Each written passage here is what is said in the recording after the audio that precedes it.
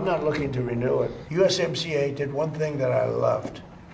After 6 years, it comes up for renewal. I don't know that I'm going to renew it. Canada is staring down a barrel. This could be the worst financial meltdown in Canadian history. We tried to warn the elbows up crowd. Voting for Mark Carney was going to be a bad idea. The UK tried to warn Canada, saying, don't elect this guy. He destroyed the UK and caused the worst affordability crisis in UK history. I think it is extraordinary that Mark Carney has become the Prime Minister of Canada. He did a terrible job in Britain. And everything that could go wrong has gone wrong in the last 24 hours in Canada. Trump just announced that he has no interest in renewing the USMCA. The Bank of Canada also came out and explained Canada is not in a recession. We're just weak. We are just so weak. They actually said weak 9 different times in their press conference. They just said we have 0 economic growth for an entire year. Weaker than expected. Remained weak. Economic weakness combined with rising inflation is a dilemma for monetary policy. Is that much weaker and there's more slack or spare capacity than originally believed? Well, that's certainly part of it. I think, as you mentioned, yes, the Canadian economy is soft, it's weak, and that tends to put a downward pressure on prices generally. Recession is not the word I would use. I would describe the economy as weak. It hasn't grown really in the last year.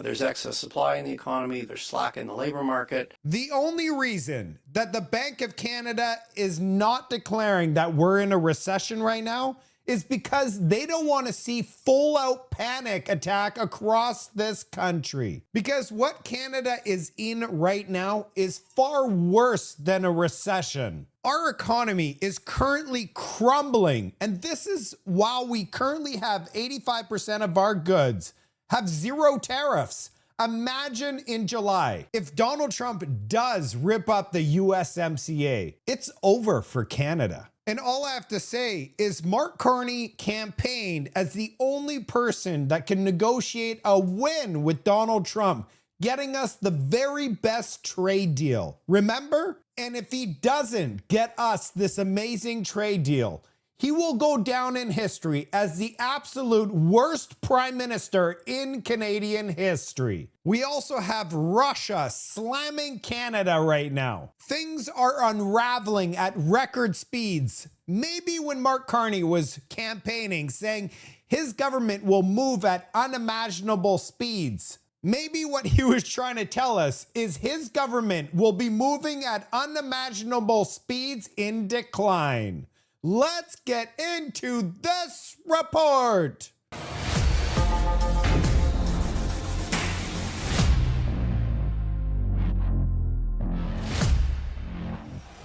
We're going to start today's episode off with the breaking news. Trump just announced that he might not renew the USMCA. We don't need anything that Canada is offering us. This comes as Doug Ford has a reception in Washington canceled.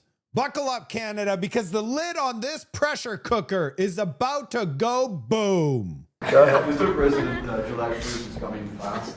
How confident are you that you'll be able to renew the USMCA, and what more do you expect from Canada? Well, I'm not looking to renew it. I don't, I made the deal, and the primary reason I made the deal is that NAFTA was the worst trade deal I've ever seen. Yeah. And I made it better, but I had the right to terminate. And, with NAFTA, we didn't have the right to terminate. I had to get these senators to approve that deal. That was a tough thing, Congressman, too. NAFTA had no termination. USMCA did one thing that I loved. After 6 years, it comes up for renewal. I don't know that I'm going to renew it because, to be honest with you, the United States does much better. Hey, we don't need anything that Canada has. We don't need anything that Mexico has, but they need everything that we have. And they have to treat us better. With Mexico and Canada, we have trade deficits. We should have surpluses with them. We don't need their cars. We don't need their lumber. We don't need their energy. We don't need anything that they have. So the primary thing that I got, it was a much better deal than NAFTA. Much, much better. It was sort of a good deal, but it was a great deal for one reason. It gave the right to terminate, and who would have thought that I was, they just didn't want to have it during the 4-year period when I was president.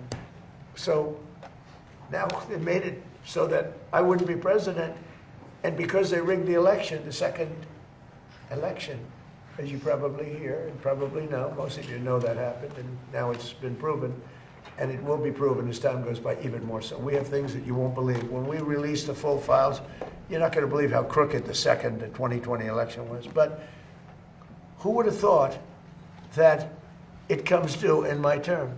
I mean, this was, thank you very much. So it was very important that we be able to do that. So we're talking to them. We'll see if we do something. And for all the people out there that think Donald Trump is lying, the percentage of trade between Canada and the US, 75% of all Canada's trade is with the United States. And the US only trade 15% of their total trade is with Canada. So yes, if Donald Trump decided to end the USMCA, it would crush and completely destroy the Canadian economy. They would be fine. They could eliminate trade with Canada. Yes, we trade oil and gas and different things with them. But in reality, we need them way more than they need us. And our genius economist, the guy that's going to save Canada, that's why he was elected, was he not? Instead of going down to the United States, because we are 3 weeks away from July 1st, the end of the USMCA deal, Mark Carney decides to eat caviar and stuff his face with Normandy butter and creme brulee and is going to Ireland and France. Well, Moose on the Loose discovered why. Mark Carney is heading to Ireland and France because Brookfield has just created a new renewable energy company, Mitsubishi, that's operating in a handful of European countries, which includes France and Ireland. Would you take a look at that?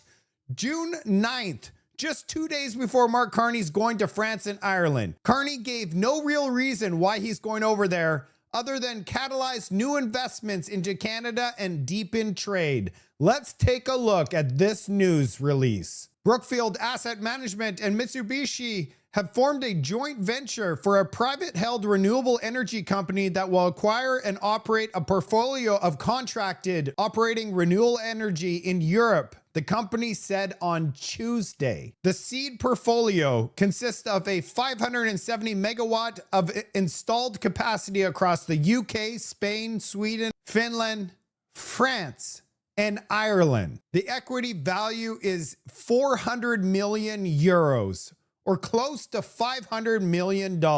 Is it just a coincidence that he's going to these two countries right after Brookfield announced this acquisition? With everything that's happening in Canada right now, Pierre Poilievre held an emergency meeting. Thank you very much for being here today. Canadians deserve a Prime Minister who will make life affordable so that Canadians can fill their grocery carts, fill their fridges, fill their stomachs without emptying their bank accounts, where their paychecks go further, where they can pay off their rent and start lives. That's exactly what this Liberal Prime Minister promised.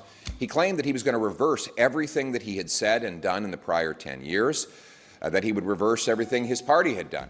Well, here we are a year and a half later, and it's not that he's the same as Justin Trudeau, it's that he's far worse. The economic situation is far worse today and more costly under Carney than it was under Trudeau. And today we got some terrible news from United Way. Financial anxiety has surged across Canada with a 6-month spike as more people struggle to keep up with basic costs. 2 in 5 people in Canada are struggling to put food on the table. 40% are losing sleep, wondering how they'll stretch their paycheck. The number of people gripped with anxiety when thinking about personal finances has surged 60%, up 5 points in just 6 months. The story behind the data is people having to make difficult choices, losing sleep over bills, increased family stress, struggling to focus on work, or going without food, and I quote, from Dan Clement. This is not a crisis on the horizon, he says. It is happening now in communities across the country. 38% of Canadians struggle with food insecurity after a year of Carney. And 1 in 5 report that all the food in their home was eaten with no money to buy more. Mr. Carney, do you know what that is like? When somebody opens their fridge and finds it's empty and then checks their bank account app and finds that there's no money to buy more food, and then they find out that their local food bank is among the 20% that literally ran out of food, what do you do then? The data reveals, and I'm quoting here, financial stress, but also the speed at which it is intensifying compared to polling data in 2025.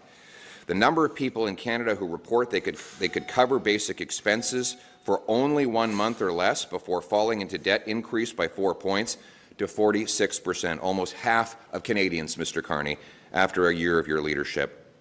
34% know someone close to them who has experienced poverty, up 5 points, and it's getting worse. This is the human cost of Mark Carney's Liberal recession. There are 20 countries in the group of 20, the G20. 20. 19 of them are not in recession.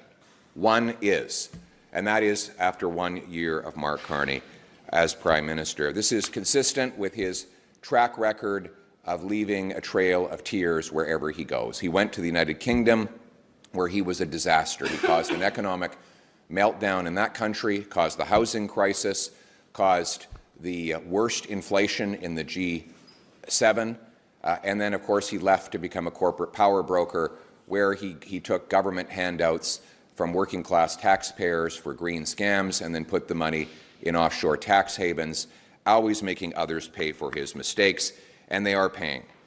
Just 2 days ago, CTV News reported more people living out of carpool lots. As people struggle to make ends meet due to the rising cost of living, some people are now finding refuge in short-term parking lots. They're living in RVs, Mr. Carney, in parking lots at Walmarts and other public places. CTV reporter counted 10 to 20 trailers at one carpool lot because people cannot afford homes. So, my message to Mr. Carney is you've put our country in recession. You're the only leader in the G20 who's done that. You can't blame the rest of the world when the other 19 countries are not in recession. Show up to the House of Commons today. I challenge Mark Carney to debate me on this United Way report on the number of people who cannot afford to eat. Debate me on it today in the House of Commons and tell Canadians what you're going to do to reverse the recession you caused and the cost of living crisis you caused. Your job is to be accountable to the Canadian people. It's been well over a year since you made these grandiose promises, and the exact opposite is coming true. You're in Ottawa today, Mr. Carney. Canadians can't afford their bills. Get into the House of Commons and explain to them today at 2:15 what you're going to do to reverse the damage you've done. Canadians deserve a country that is affordable at home, safe at home, strong at home, and growing at home. For any of those things to happen at home, you, Mr. Carney, need to get into the House. Thank you. And surprise, surprise, Mark Carney is in Ottawa, and he refuses to face Canadians. He knows it's bad out there, and he does not want to answer any questions in the House of Commons because every time he shows up, Pierre Poilievre mops the floor with him. Here he is this morning, all smiles as our Canadian economy burns. Look, everyone's working hard to make sure the bridge is open as soon as possible. There's no big drama. If it takes a little longer, it'll take a little longer, but this will benefit Canadians, Americans, business, tourists, residents for decades and decades to come.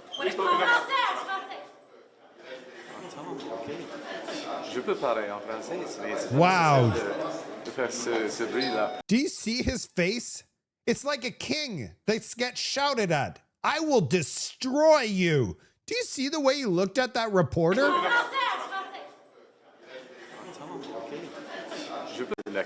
Holy crap, this is a scary person. Look at those eyes. When Caucus says he punches down on them, and Mark Carney yells all the time, look at those eyes. Holy moly, the mask has slipped off. Mark Carney's real face has been revealed.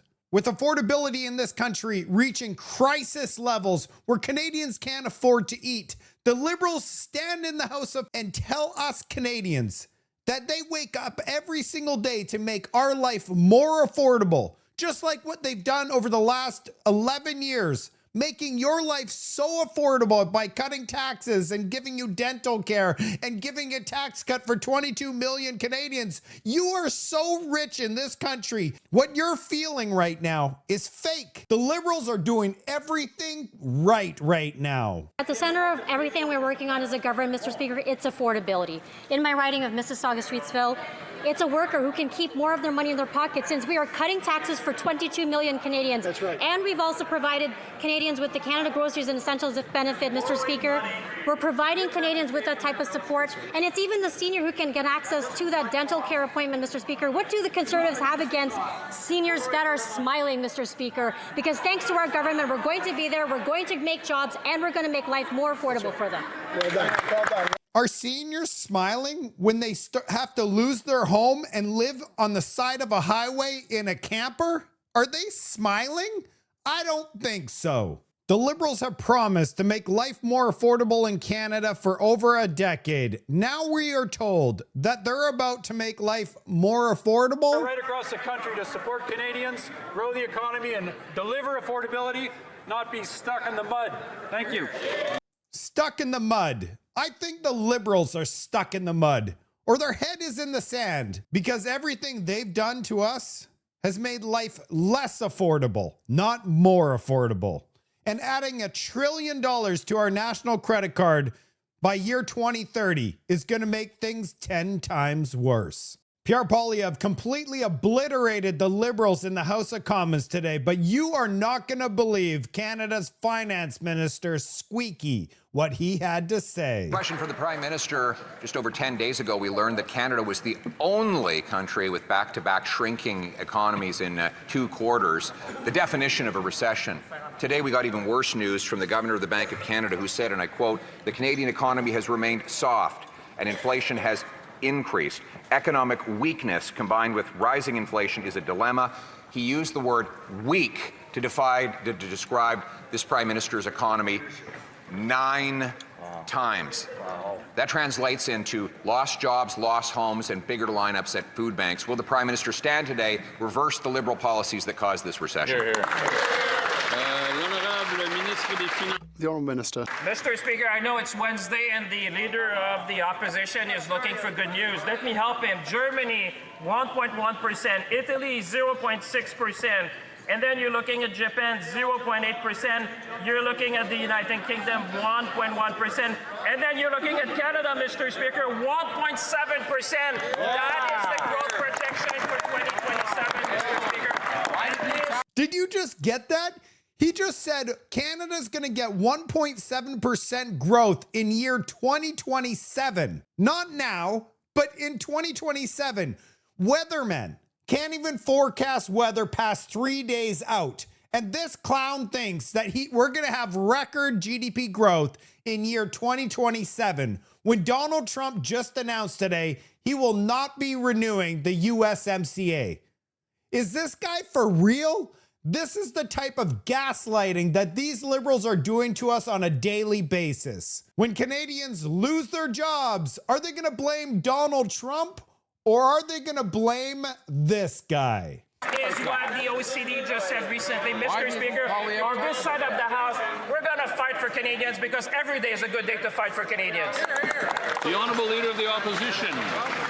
Mr. Speaker, more allusions from the other side of the House of Commons that Canada is the only economy in the G7 that has shrunk the last 2 quarters and 3 out of the last 4 quarters, the only economy smaller today than a year ago. And today, the Governor of the Bank of Canada described the Prime Minister's economy as weak 9 times. That translates, Mr. Speaker, into seniors who are forced to lose their homes and live in parking lots, according to a story by CTV. Will the Prime Minister stand up now and announce he will reverse the Liberal policies that caused the mess? The Honourable Minister of Energy and Natural Resources. Mr. Speaker, Well, the leader of the opposition chooses to cherry pick points. What we know is the head of the Bank of Canada said our economy continues to show real resilience in the face of illegal and unjust tariffs and in the face of 2 economy-destroying wars. Canadians want us to focus on building. That's why we're building transmission. That's why we're building new hydro. That's why we're building new LNG. That's why we're building new nuclear. Maybe you should get out of the clouds and start helping us build. The Honourable Leader of the Opposition. Mr. Speaker, the Prime Minister is hiding in the clouds and refusing to answer questions about the recession that he created here in Canada. The only thing he's been building is the sole recession in all the G20. There are 20 industrialized nations in that group. 19 of them are not in recession. 1 of them is in recession. And that translates into stories from the United Way, where 40% of Canadians are losing sleep because they worry they can't pay their bills. 60% have anxiety over their financial situation. Will the Prime Minister finally take responsibility and answer to them? Minister de l'Industrie. Mr. Speaker, the Prime Minister is a serious man who knows business, understands the economy, and right now is working with all the First Ministers, basically all the premiers of our provinces and territories, making sure that we're dealing with the impacts of the trade war, which is never alluded by the Leader of the Opposition. Notwithstanding this trade war, we were able to create last month 88,000 jobs across the country, particularly for young people. By the way, Mark Carney promised us the absolute best trade deal last year. It's been 12 months. They've done absolutely nothing. The only thing they've done is added so much debt to our national credit card. And the 88,000 jobs, if you haven't seen my other report where I covered this in detail, they're all temporary jobs. 32,000 of them are for the census. You know, the one you got in the mail? Those jobs are going to be gone at the end of August. Particularly for women. And not only that, we are now going through a trade surplus, the highest since January 25th, January 2025, which can't was even before talk. the trade war. Thank you. Let's take a look at this trade surplus. The only reason we currently have a trade surplus is because we are exporting oil and gas. Oil is 1/3 of the Canadian economy. Without Alberta, Canada would be in huge trouble. Yet the Liberals, they put so much red tape and you have to do this, you have to do that. They still haven't removed the oil tanker ban.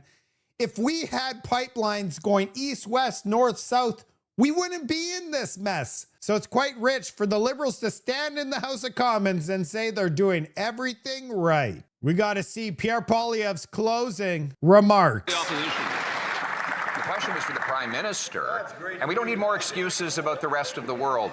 The other G20 countries face tariffs from the United States. None of them are in recession. Mexico is right next door to the United States and more integrated with the American economy than Canada is. And it is not in recession. Only this Prime Minister has delivered a recession. But we have solutions. Will he accept our ideas of eliminating the industrial carbon tax, getting rid of the newly renamed consumer carbon tax, no tax on gas for the rest of the year, no tax on capital gains reinvested to grow our economy? We have positive solutions to reverse his recession. Will he stand up and accept them now? The problem is Mark Carney refuses to go to the House of Commons and face Canadians. And the icing on the cake today is Russia is calling Canada out. As we all know, Canada positions itself as a highly peaceful country. It takes pride in its participation in peacekeeping operations, expresses concern over the dangers posed by anti-personnel mines, and calls for strict compliance with the UN Charter and international humanitarian law, including in Ukraine. In general, it actively champions universal prosperity, democracy, and world peace. And now, just the other day, we learned that this supposedly peace-loving country became party. You think out to what? Not the humanitarian project to help the victims of the Starobelsk attack carried out by the Kiev regime. They arranged to establish a production facility for strike and reconnaissance unmanned aerial vehicles on its territory. These very aerial vehicles they use to kill children, civilians, maternity homes, hospitals. The very aerial vehicles they use to strike paramedics, firefighters, rescue services. That's it for today's report. We're in big trouble. Now Russia sees us as a threat and warning Canada. The Bank of Canada says Canada hasn't grown in an entire year, but we're still not in a technical recession. It's far worse than a recession, and Donald Trump has just announced that he's not going to be renewing the USMCA. He needs nothing from Canada. I showed you the data. If they decided to rip up the USMCA, Canada needs the United States to survive. The US could do just fine without us. And we have Mark Carney going to Ireland and France because Brookfield just secured a deal there. He refuses to show up in the House of Commons and answer questions. And now we know he has a massive temper. Love to hear from you in the comment section. What do you think's gonna happen next? I'll see you on the next report.